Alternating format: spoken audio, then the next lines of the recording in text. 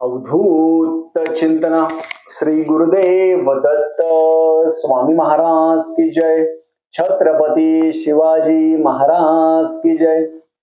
श्री स्वामी समर्थ। आज मी आपल्याला स्वामी चरित्र आपण दत्त जयंती निमित्त स्वामी चरित्र पारायण आपण किती करू शकतो। स्वामी चरित्राचे पारायण खूप जणांना करायचे आहे। 108 पारायण असेल, 51 पारायण असेल, 21 पारायण असेल, 11 पारायण असेल। त्याच्याबद्दल आज मी पूर्ण माहिती सांगणार आहे। चॅनलवर पहिल्यांदा आला असेल तर अवश्य सबस्क्राईब करा, म्हणजे येणारे नवीन व्हिडिओ श्री स्वामी समर्थ महाराजांचे गुरुचरित्राची आणि नवनाथ पारायणाबद्दल माहिती भेटेल। स्वामी चरित्र आणि गुरुचरित्रामध्ये खूप जण कन्फ्युज होतात। स्वामी चरित्र हे श्री स्वामी समर्थ महाराजांचं आहे। महाराज जेव्हा अक्कलकोट मध्ये होते, अजून पण आहे, तिथे जे जीवन चरित्र असेल, जे लीला असेल, जे अनुभव असेल, ते स्वामी चरित्रामध्ये 21 अध्यायामध्ये वर्णन आहे। साधी पोथी स्वामी चरित्राची, तुम्ही कोणत्याही प्रकाशनाची घ्या, असं नाही यांचे प्रकाशन त्यांचं प्रकाशन कोणतंही घ्या। गुरुचरित्रामध्ये 53 अध्याय आहे। त्याच्यामध्ये पिठापूर असेल, कुरपूर असेल, नरसोबाची वाडी असेल, गाणगापूर असेल, गिरनारी असेल। दत्त महाराजांनी, नरसिंह सरस्वती स्वामी महाराजांनी जिथे जिथे भ्रमंती केली ते सगळे अनुभव 53 अध्यायामध्ये वर्णन आहे। ते गुरुचरित्रामध्ये आहे। स्वामी चरित्राचा मग आपल्याला 21 अध्याय वाचन करायचंय, ते 11 आपल्याला 21 अध्याय आहे ते वाचायचंय। आपल्याला 21 पाठ किंवा स्वामी चरित्र वाचायचं, आपल्याला संकल्प करायचा। सगळ्यात पहिले हातामध्ये पाणी घ्या, गंधाक्षत फुल घ्या, तुमचं नाव घ्या, गोत्र घ्या आणि दत्त जयंती निमित्त तुमच्याकडून जेवढे स्वामी चरित्राचे पाठ वाचन होईल तेवढे आपण संकल्प करावा। पूर्ण स्वामी चरित्र वाचायला आपल्याला 1-1.5 तासामध्ये होतं। पूर्ण जर वाचलं ना त्याच्यामध्ये 1.5 तासामध्ये स्वामी चरित्र होतं। मग खूप जण म्हणतात, दादा एवढा वेळ आमच्याकडे नाहीये, आम्ही बिझनेस करतो, जॉब करतो, सगळं करतो। तुम्ही 3-3 अध्याय वाचा किंवा 7-7 अध्याय वाचा, चालतं। 3-3 अध्याय वाचा, 7-7 अध्याय वाचा, काही प्रॉब्लेम नाही। तुम्ही जर आता आज गुरुवार आहे, आजपासून जर तुम्ही ठरवलं दत्त जयंतीपर्यंत किंवा 28 तारखेपर्यंत तुम्ही जर ठरवलं आजपासून, तर स्वामी चरित्र तुम्ही वाचू शकता। त्या स्वामी चरित्रामध्ये प्रत्येक याच्यामध्ये खूप जणांची कामं झालेली आहे। खूप जणांना नोकरी असेल, लग्न असेल, हे सगळ्या गोष्टी स्वामी चरित्रामध्ये झालेल्या आहे। स्वामी चरित्रामध्ये काय आहे, मुळात बाळप्पा महाराज असेल, चोळप्पा महाराज असेल, सुंदराबाई असेल, स्वामी सूत असेल, महाराजांची भक्ती कशी करायची ते स्वामी चरित्रामध्ये वर्णन आहे बघा। आम्ही आहोत स्वामी भक्त, मिरू नाही लोकात, हे ब्रीद वाक्य त्याच्यामध्ये। स्वामी चरित्राची पूजा मांडणी, आपण महाराजांचा फोटो ठेवा, रोज महाराजांच्या समोर स्वामी चरित्र पूर्ण वाचायचं। तुम्ही स्वामी चरित्र सकाळी वाचा, दुपारी वाचा, रात्री वाचा, त्याला कोणतेही नियम नाहीत, लक्षात ठेवा। खूप जण म्हणणार ना, मग गुरुचरित्राचा नियम आहे ब्रह्मचार्याचं पालन करा, गुरुचरित्राचा नियम आहे खाली झोपा, गुरुचरित्राचा नियम आहे की कोणाच्या घरचं खायचं नाही। तसं स्वामी चरित्रामध्ये नाहीये। स्वामी चरित्रामध्ये तुम्ही गादीवर झोपू शकता। ब्रह्मचर्याचे पालन पण स्वामी चरित्रामध्ये नाहीये, लक्षात ठेवा। मनामध्ये भीती दूर करा पहिले। काय होतं, आपण घाबरतो आणि महाराजांच्या पासून दूर चाललो। महाराज असता बाजूला, यंत्र तंत्र याच्यात नादी लागलो आपण। आता हे यंत्र घ्या, ते यंत्र घ्या, कुबेर यंत्र, लक्ष्मी यंत्र, कुंचन घ्या, हे घ्या, ते घ्या, महाराज बाजूला। मुळामध्ये नामस्मरण जेवढे तुमचे स्वामी चरित्राचे पाठ होतील, 11 पाठ, 21 पाठ, 21 पाठ म्हणजे काय, पूर्ण स्वामी चरित्र वाचायचं आपल्याला। जेवढे स्वामी चरित्राचे पाठ होतील तर महाराज आपल्याला तेवढी बुद्धी देत असतात। पूजा मांडणी करायची का, साधी सोपी पूजा मांडणी तुम्ही करू शकता। नाही जमलं, स्वामी चरित्र हातामध्ये घ्या, आसन घ्या, आपलं जपमाळ घ्यायची, स्वामी चरित्र वाचायचं। कोणाची निंदा करायची गरज नाही, कोणाची नालस्ती करायची गरज नाही, वेळच नाही भेटला पाहिजे आपल्याला। म्हणून दत्त जयंतीपर्यंत तुमचं कोणतं काम अडकलं असेल, घर असेल, जॉब असेल, लग्न असेल, मुलबाळ असेल, काही गोष्टी होत नसेल, तर कोणतेही नियम न पाळता तुम्ही स्वामी चरित्र वाचू शकता। कोणत्याही प्रकाशनाची पोथी घ्या, प्रत्येक मध्ये 21 अध्याय आहे, 21 अध्याय आहे ते वाचायचं। सकाळी वाचा, दुपारी वाचा, रात्री वाचा, कधीही वाचा, बंधन नाही। वाचन करताना मग साडीच घातली पाहिजे का, ड्रेस, असं काही नाहीये. फक्त गाऊन किंवा बाकीचे कपडे न घालता साडीवर किंवा ड्रेसवर आपण स्वामी चरित्र वाचू शकतो. मग पुरुष असेल ते म्हणत, दादा आम्ही रेल्वेने प्रवास करतो, आम्ही याच्याने प्रवास करतो, ट्रेनने प्रवास करतो, मग प्रवासात वाचलं चालेल का? चालतं. मी पण आता गिरनारीला गेलो होतो, सोबत घेऊन गेलो होतो, आपापलं वाचायचं. तुम्ही वाचू शकता.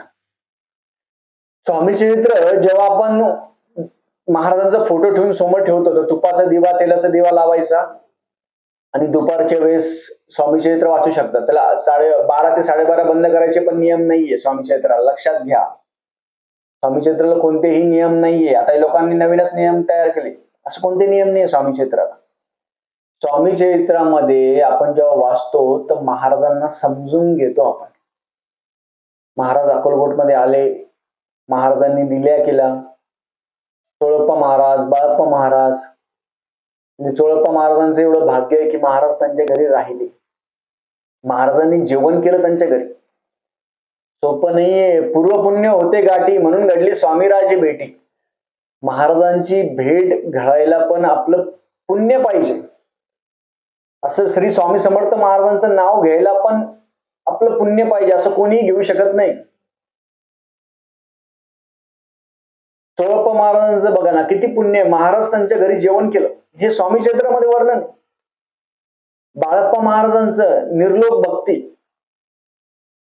मारुती मंदिरात तिथे गेले, जप करत बसले. महाराजांचं जपाचं अनुष्ठान पूर्ण झालं, उद्यापन केलं, ब्राह्मण भोजन केलं. हे बाळप्पा महाराजांचं. बाळप्पा महाराजांची इच्छा होती की महाराजांच्या सेवेमध्ये कोणताही अडथळा नाही यायला पाहिजे. नामस्मरण, श्री स्वामी समर्थ महाराजांना फक्त नामस्मरण प्रिय, बाकी काही नाही. बाकी तुम्हाला महाराजांनी कधी सांगितलं का तुम्हाला स्वामी चरित्रामध्ये किंवा गुरुचरित्रामध्ये हे यंत्र घ्या, ते यंत्र घ्या, सांगितलं का? म्हणून माझं तळमळ तीच आहे. पूर्ण स्वामी चरित्र बघा, त्यात दिलं का तुम्ही कुबेर यंत्र घ्या, लक्ष्मी यंत्र घ्या, कुंचन घ्या. महाराज स्वतः लक्ष्मी असताना काय गरज आहे तुम्हाला इकडे तिकडे फिरायची? काय गरज आहे? आपण महाराजांना विसरतोय, हे लक्षात ठेवा. महाराजांनी नामस्मरण सांगितलं, फक्त श्री स्वामी समर्थ नामस्मरण करा, त्यामध्येच आनंद आहे तुम्हाला. मन आनंद, मन समाधानी होतं, बस. आणि स्वामी चरित्र वाचावं. का बरं वाचायचं? त्याच्यामध्ये सगळं आहे बघा. स्वामी चरित्र वाचल्यानंतर आपल्याला ते पात्र कळतील, ते अजून पण आहे. बाळप्पा महाराज, चोळप्पा महाराज, सुंदराबाई. बाळप्पा महाराजांचं चरित्र बघितलं. निर्लोभ भक्ती. वयाच्या 30व्या वर्षी घरदार सोडलं, घरदारावर तुळशीपत्र ठेवलं, महाराजांच्या दर्शनाची ओढ लागली. हे स्वामी चरित्रामध्ये नुसतं वाचायचं नाही, त्यातून बोध घ्या. नामस्मरण करत गेले. महाराजांना नामस्मरण प्रिय. सुंदराबाईचं पण तसं. त्यांचं चरित्र आपण जर बघितलं तर ते कसे होते की महाराजांच्या जवळ होते. त्यांच्या एक काळ असा अधिकार होता, महाराज सुंदराबाई म्हणायचे बसा महाराज, महाराज बसायचे. सुंदराबाई म्हणले उठा महाराज, उठायचे. कुठपर्यंत? जोपर्यंत सुंदरबाई यांचं जर पूर्वपुण्य होतं तिथपर्यंत. आणि जेव्हा पुण्य संपलं, हातीपाय बेडी पडली, महाराज काही करू शकत नाही. म्हणून आपण स्वामी चरित्र हे रोज वाचायला पाहिजे. रोज 3-3 अध्याय का बरं वाचायचे? याच्यासाठीच. स्वामी चरित्र 3 अध्याय वाचायचं कारण हेच आहे की आपण आपली बुद्धी ठिकाणावर पाहिजे, आपलं मन ठिकाणावर पाहिजे, बाकी काही नाही. बाळप्पा महाराज, चोळप्पा महाराज, सुंदराबाई, स्वामी सुतांनी तर पूर्ण आपलं आयुष्य स्वामी नामाच्या प्रचारासाठी केलं बघा. मुंबईमध्ये गेले, तिथे मठ स्थापन केला आणि महाराजांची ध्वजा लावली. आणि आज मुंबईमध्ये बघा किती मठ आहे, महाराजांचं नामस्मरण चालू आहे बघा. बाकी काही नाही हो. तुम्ही ह्या तंत्राच्या नादी लागूच नका. तुम्ही खरं जर तुम्ही स्वामी सेवक असेल, खरं महाराजांची सेवा करत असणार, तर या तंत्राच्या नादी लागू नका. नामस्मरण जास्त करा, नामस्मरण.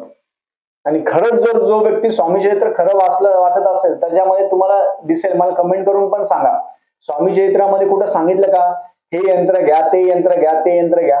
काहीच नाही. अरे महाराज स्वतः लक्ष्मी आहे. बघा, चोळप्पाच्या घरी महाराज गेले, त्यांच्या घरी चोळप्पा पहिले गरीब होते, पण महाराज त्यांच्या घरी गेले तर लक्ष्मी त्यांच्या घरी अन्नपूर्णा लक्ष्मी असेल ते पाणी भरतो. विचार करा, महाराज स्वतः लक्ष्मी आहे आणि आपण इकडे इकडे लक्ष्मींची पूजा करत बसतो. लक्षात घ्या, महाराजच लक्ष्मी. महाराजांच्या शब्दाकडे बघा, श्री स्वामी समर्थ. महाराजच स्वतः लक्ष्मी आहेत.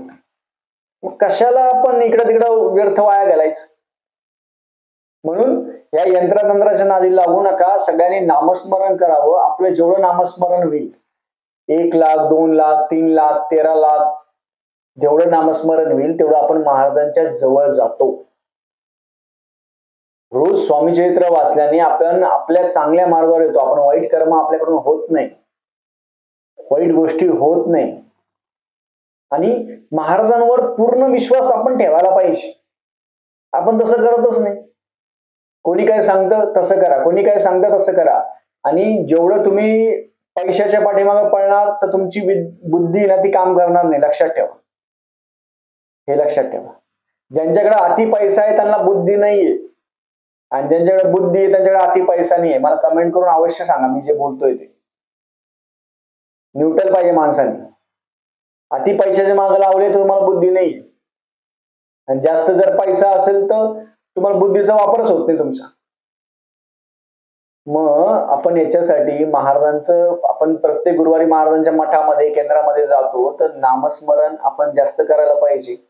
चालता बसता उठता नामस्मरण जर जास्त केलं तर आपल्याला कोणत्याही प्रकारचा त्रास असेल तो होत नाही. मन समाधानी असतं आपलं. समाधानी मनच ते महत्वाचं आहे, दुसरं काहीच नाही. झालेली सेवा मी महाराजांच्या रुजू करतो. श्री स्वामी समर्थ.